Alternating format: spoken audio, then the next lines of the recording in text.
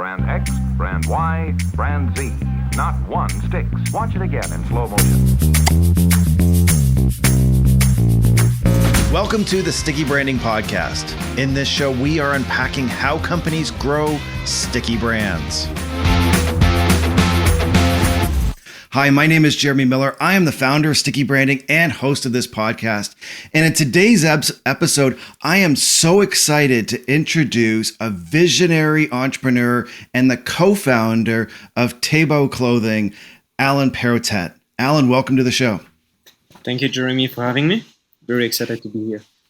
Well, me too. So tell me about T-Bô. Who are you guys and what do you do? Yeah, so T-Bô is the first community-led menswear brand. So we enable our community to co-create new product with the help of our software. So that's how we are now. Okay, so you're saying some really interesting and big things here. So let's just unpack this a little bit. What does it mean to be a community-led brand? And why are you the first? Like you're spiking all these questions right out of the gate. Yeah, so what it means is like every product that we have are created, developed, tested with the community. So we will not start a new product if the community say, no, we don't want it. So we want to make sure, like it's demand driven and it's not, we don't want to create something that nobody wants, right? Like no company want to do that, right? Because it doesn't make sense. And when you work closely with your community, you can really make sure that everything you're doing, is like something they want. Mm. And so what is the kind of core clothing or products that you're co-creating with your community? Yeah, so we started with underwear, and that's where we were able to really find people at the beginning, like they were really want to, like there is actually a problem in the underwear category. Like either you have like the very like cheap underwear, or you have like super expensive underwear, but you don't really get like a very high quality product that are, good material and a good cut, good, good product. And that's where we got in. So you started out in men's underwear and identified that there was a problem, that there was really cheap, really expensive, but that comfortable everyday underwear, as you've called it, was a hole in the market. How did you see this? I'm just curious of your origin story. How did you get into this business? Why did you form T-Bô and why underwear of all things? So 3.5 years ago, I met Roy Bernheim, my co-founder, and we're like, okay, we really want to do something together. We want to go online first, and we wanted to have a product that everyone wear, or almost everyone, something that is very scalable.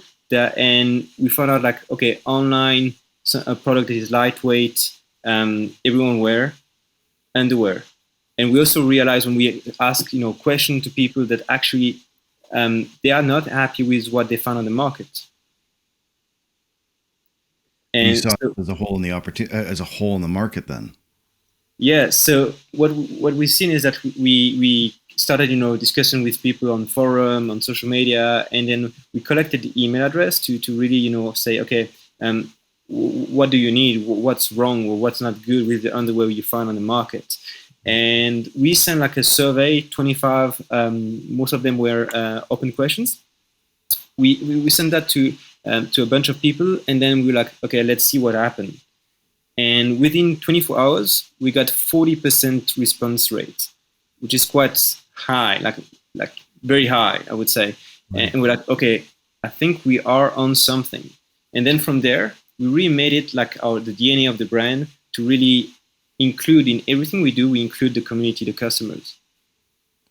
So the community led really is baked into your origin, that starting out with a survey of what are you looking for in men's underwear is the foundation of this co-creation that you are doing. Yeah, exactly. So we started like that, and because Roy or me, we don't have a background, in that product. So we like, okay, we need to ask, because people know what they like, and what they really know is what they don't like. So it's also very easy to get feedback, and we notice like everyone want to say it. Nobody asks you a question about your underwear, but when you do, everyone want to talk about it. And so that's why we're like, okay, well, if we get the feedback and we produce the underwear and they buy it, I mean, that's, it's a no-brainer. It works. It sounds so logical and simple. Ask someone what they want. They know what they like and they don't like. They tell you, and you make the product for it. Is that the way other fashion and clothing brands are approaching it? Or you mentioned at the start that T-Bô is the pioneer in this. So, yeah. So we really do what nobody is doing right now in the market, because they always have the designer, and it's like, I'm the designer, I know what you want, and buy it.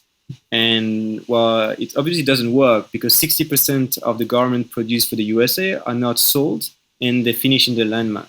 So, I mean, it's definitely not efficient, and it doesn't work.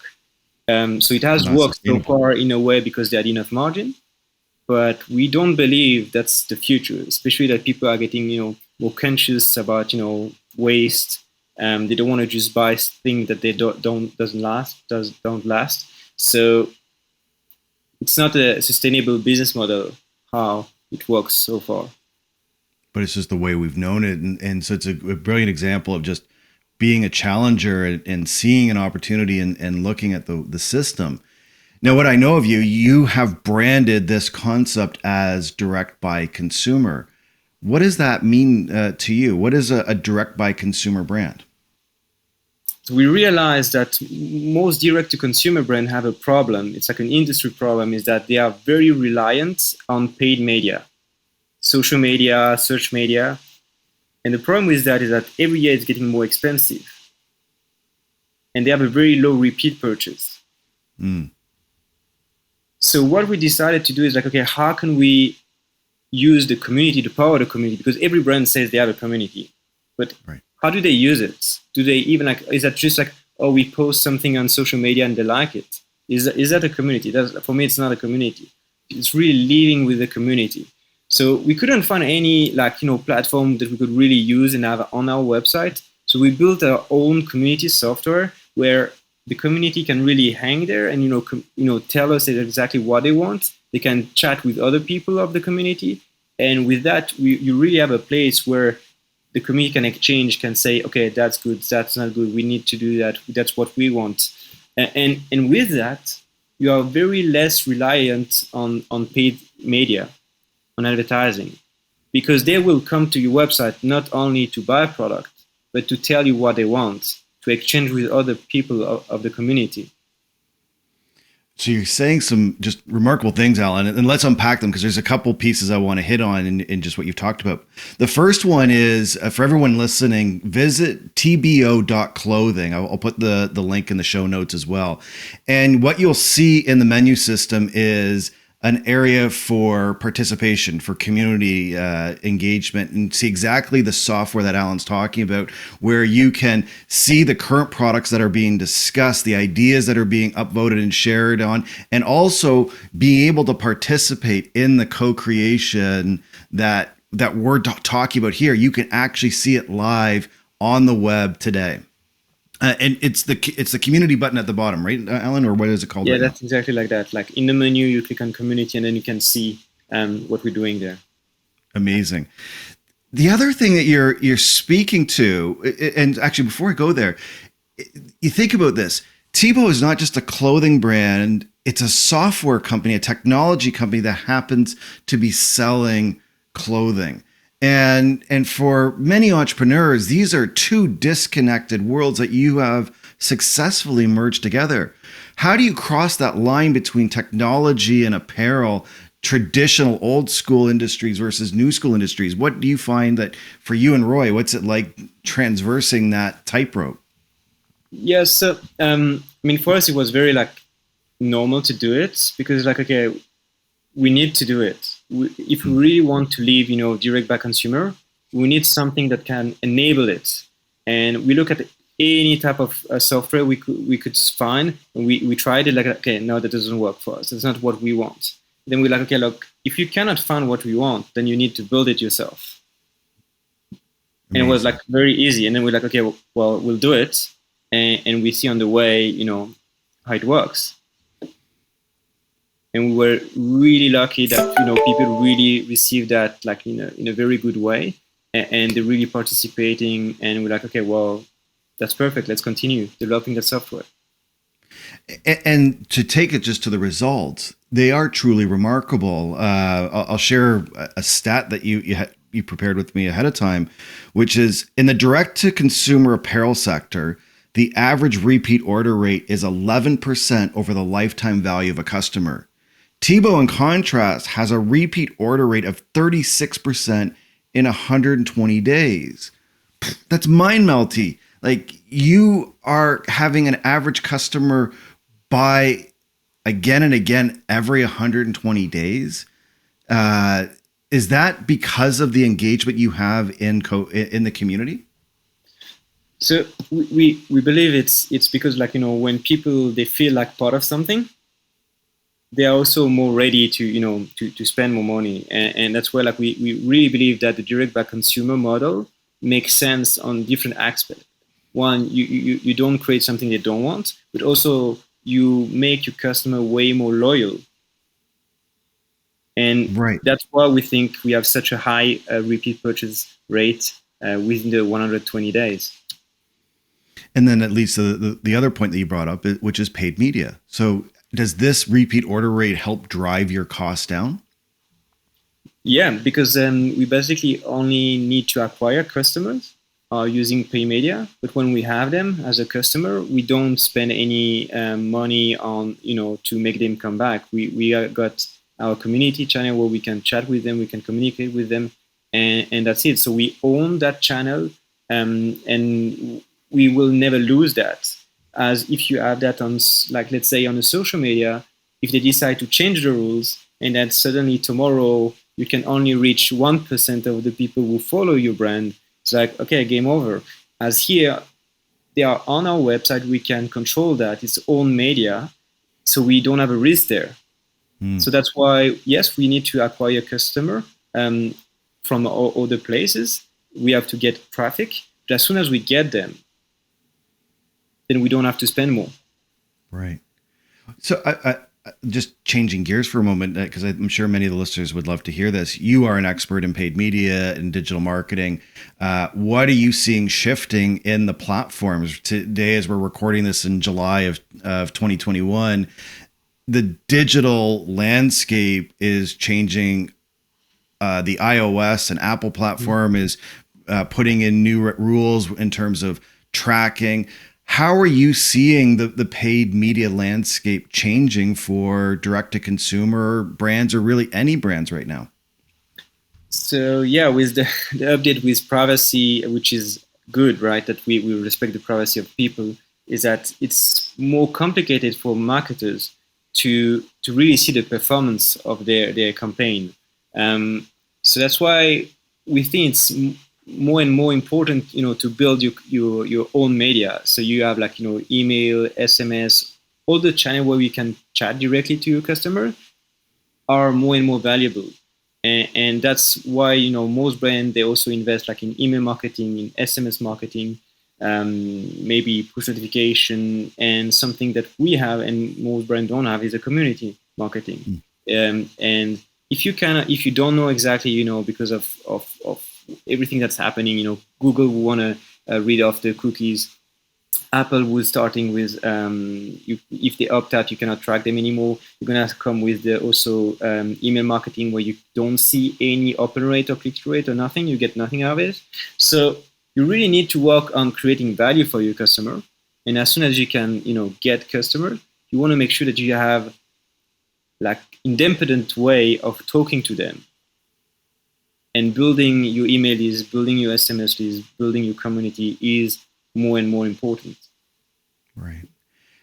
But you're also speaking to just my language, and what I love is this is the core principles of what it means to have and to grow a sticky brand. How do you get your customers to know you, like you, and trust you, so that they choose you first, that they come back, they participate? And it's in the relationship that really does grow a sticky brand, that the playing field is being changed for brands and advertisers and marketers, where we can't simply rely on the push and being placed in the path of search and using data to manipulate a sale. We actually have to have that connection now.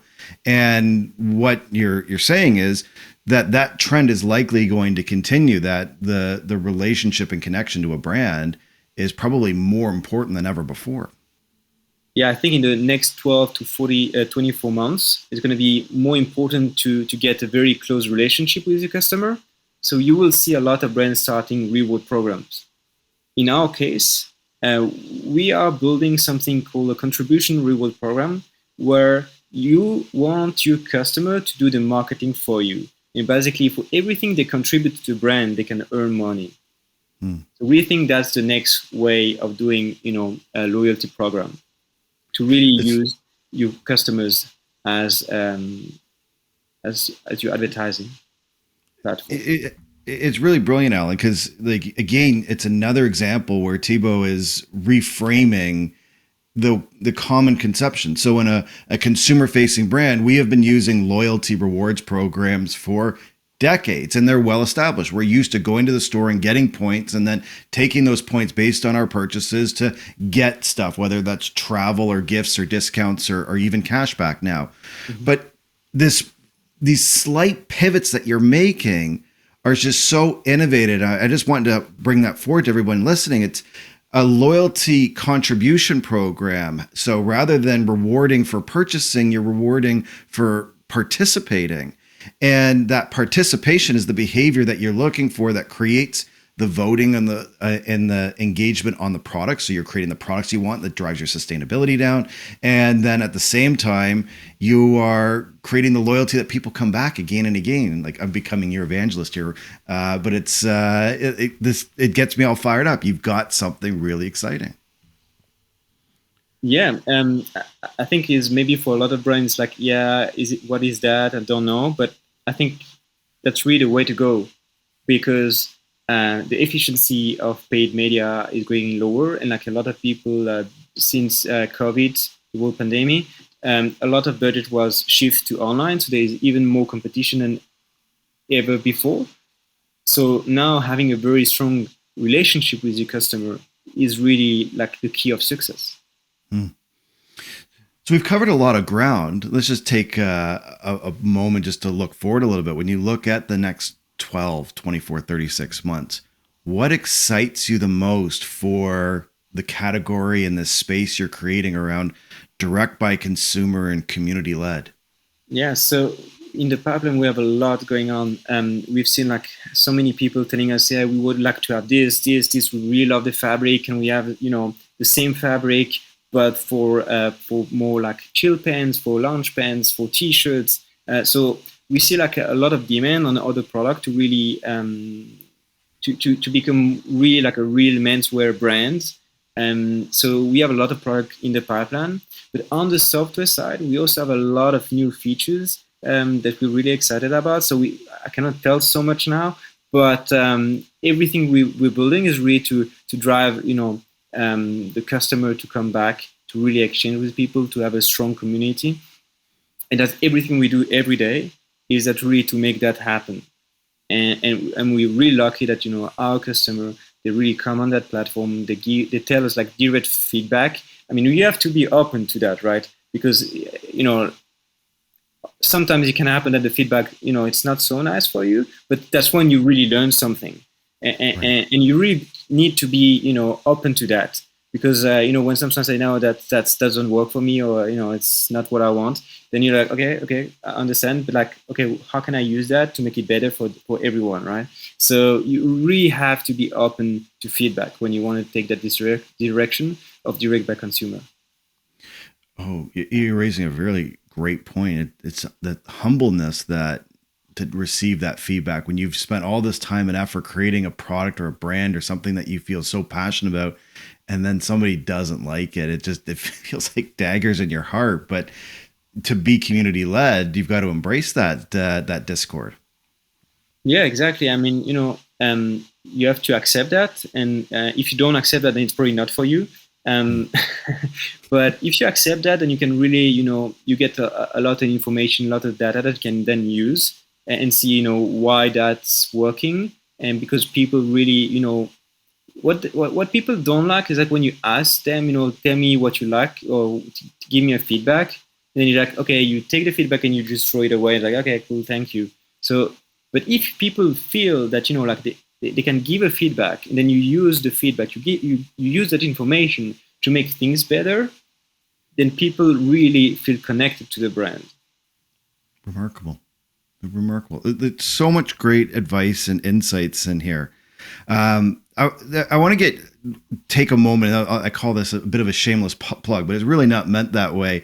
I've been a part of working with the T-Bô brand now for a couple of years. And part of the reason I can share the stories and get all animated like I am today is because I have been along with the ride and the journey. But I would really appreciate if you could share with the listeners what has it been like for you and Roy to work with me in sticky branding? So what we really like about working with you, Jeremy, and the whole sticky branding concept is that we like to look at numbers and to look at, okay, we test something and we see how people react to that. And, it's really like A/B tests based on data and how people react with a very nice methodology, a process. And so we really like that because it makes sense to us. Compared to other branding agency would just like, yeah, okay, you need to change your logos. Okay, I can change my logo. I can do everything. But like, based on what? Based on what? Just because you think you don't like it doesn't mean it doesn't work. And that's we really like that approach of sticky branding. Is like, okay, we need simple clarity. That's very important, and we think it's working. That it just work. And we like all, okay, we go there. That's a phase 1 or phase 2, and we go step by step, progressively, and we really like that approach. Amazing. And for everyone listening, simple clarity is the ability to describe your brand in 10 words or less. So how do you get someone to understand who you are, what you do, and who you serve? And you can see just in the clarity of how you speak, Allan, you are very hyper aware of your brand and the messaging you're bringing forward. Last question for you as we get to the end of here. You've been pioneering a business, growing this through one of the most challenging economic climates that we've ever faced with the pandemic. My curiosity, and a great place to close today, is what is your best advice to any other business owners or entrepreneurs out there? So based on what we believe is that, you need to serve your customer. And you really need to understand who they are, what they want, what they believe in. And when you really take time to understand your customers, then you can scale your business. Right. But before that, it's very difficult. So you have to accept that people might tell you something that hurts your feeling, and you have to accept that. And if you accept that, everything's going to be easier. Amazing. That was a great place to conclude. Allan, thank you so much for participating today. Where can people find you and T-Bô? So they can find T-Bô at tbo.clothing. And they can find me on LinkedIn, Allan Perrottet, or they can also find my business partner and co-founder, Roy Bernheim, on LinkedIn. And that's all. If you really want to, you can also join the community directly on tbo.clothing/community. And you can also find us there. And if you want to participate and co-create a new product, just, you know where to find us. We'll put all the links in the show notes. Be sure to go and check out the community and join. It's a ton of fun. Allan, thank you so much. And thank you for everyone for listening today to the Sticky Branding Podcast. Be sure to subscribe to wherever you get your podcasts. We're also up on YouTube if you want to watch the videos. And visit us at stickybranding.com for more ideas, best practices, and services on how you can grow your business into a sticky brand.